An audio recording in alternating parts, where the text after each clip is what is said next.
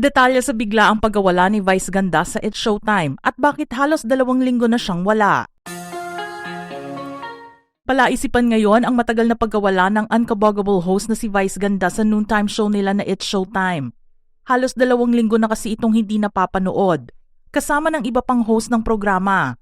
Wala namang ibinibigay na pahayag ang mga kasamahan niya, maging si Ayon, kung bakit hindi pa nakikita si Vice ng madlang people. March 12, 2026, Huwebes, nang huling makita ng mga viewers si Vice sa kanilang noontime show. At ng mga sumunod na araw ay si Ayon na lang din ang minsang napapanood. Kadalasan kasi kapag may mga importanteng lakad si Meme, ay kasama niya ang kanyang mister, pero may mga panahon naman na isa lang sa kanila ang wala sa programa. Kaya naman nagtataka na ang audience dahil hindi nawawala si Vice ng ganoong katagal na panahon. Ang huli naman niyang update sa social media ay noong mag-post siya ng kanyang OOTD, dated March 10 pa. Kalimitan naman ay napapansin ang pagiging late niya sa programa. Kahit kapwa host niya ay napupuna siya rito. Pero may mga dahilan naman si Vice tulad ng late na rin na pack up ang kanyang trabaho o di kaya ay na-traffic siya kahit maaga nang umalis ng bahay. Aminado naman minsan si Vice na nalilate siya dahil tinanghali na rin siya ng gising gawa ng pagkapuyat. Ang huling pag-absent nga niya sa It's Showtime, kasama si Ayon, ay noong magpunta sila ng Japan para dumalo sa Philippines-Japan Film Festival na ginanap sa Tokyo noong Feb 28. Nakasama kasi ang dalawa niyang pelikula na Call Me Mother at And the Breadwinner Is sa nasabing festival. At ito rin ang naging opening film sa event na yon. Napanood nga rin sa vlog na kanyang inilabas ang pakikisalamuhan niya sa mga kababayan sa Japan at ang pagbisita niya sa sikat na unggoy na si Punch sa Ichikawa City Zoo. Trabaho man ang kanyang pakay sa pagpunta sa Japan noong 1 buwan. Napagsabay naman niya ito sa kanyang mini vacation. Pero matapos ang ilang araw sa Japan, umuwi rin ito ng Pilipinas at bumalik muli sa pag-host ng It's Showtime. Ang kaso nga lang, marami na ang nakakamiss sa kakulitan ni Vice kapag kasama ang mga host ng It's Showtime dahil matagal na siyang absent sa programa. Ang ilang mga online viewers nga ay nagsasabing nanonood pa rin sila ng noontime show kahit wala si Vice. Pero mas maganda raw kung present siya dahil pandagdag sa makukulit na mga hosts ang banter o pabirong sagutan nilang lahat. Ayon nga sa mga spekulasyon ng mga loyal fans ni Meme, ay maaga nitong kinuha ang kanyang bakasyon para sa kanyang nalalapit na kaarawan sa March 31.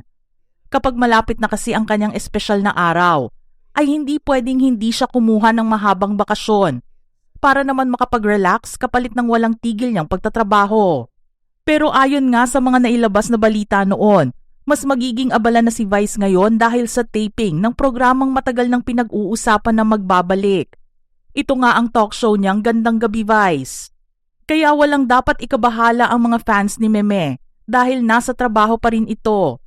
Iyon nga lang ay kailangan niya magpaalam muna sa management ng It's Showtime para naman matutukan ang pagbabalik ng GGV.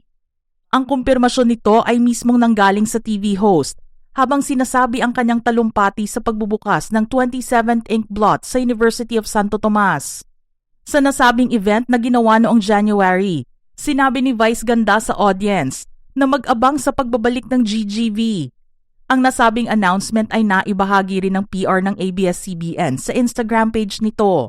Gayunpaman, ang karagdagang mga detalye sa pagbabalik ng programa ay hindi pa naiaanunsyo. 9 na taon ang itinagal ng unang edisyon ng Gandang Gabi Vice na nagpaalam nga sa ere noong March 8, 2020 at pinalitan ito ng game show na Everybody Sing. Ang unang season nito na ipinalabas simula noong May 22, 2011 ay orihinal na itinakda para sa 13 seasons lamang. Ngunit napahaba ito dahil sa positive reviews mula sa audience. Muli sanang makakabalik ang GGV sa ere ng mas maaga dahil noong 2023, inamin ni Vice na inalok siya ng ABS-CBN management na buhayin muli ang kanyang talk show. Ngunit tinanggihan niya ito dahil marami na siyang mga hosting stints noon at hindi niya mapapagkasya ang oras para rito. Ayaw din naman niyang may mag-suffer na isang trabaho para lang maibalik nila ang Gandang Gabi Vice. Pero hindi naman niya isinasara ang pintuan sa posibilidad na gagawin niya muli ang talk show. Ang magiging konsepto na nga lang nito ay imbes na tuloy-tuloy o walang specific end date, magiging seasonal na lamang ito. Ibig sabihin ay mapapanood lang ang programa per season. Iyong may mga sinusunod na schedule o ipinapalabas sa mga partikular na panahon. Mauulit na lang ang pagpapalabas ng bagong content kung may bagong konseptong maipapasok sa programa. Marami nga ang natutuwa sa pagbabalik ng Gandang Gabi Vice dahil alam nilang mas maraming magiging guest ang programa ngayon. May mga bagong henerasyon na kasi ng mga artista ang naipakilala sa paglipas ng mga taon na gustong mapanood ng viewers sa telebisyon. Exciting din daw lalo na kung si Vice ang mag-i-interview sa mga ito dahil panigurado na rayot sa katatawanan ang magiging experience nila. May mapaamin kaya muli si Vice na bagong magkarelasyon ngayon? O magawa kaya niyang maging celebrity matchmaker muli para sa mga guests?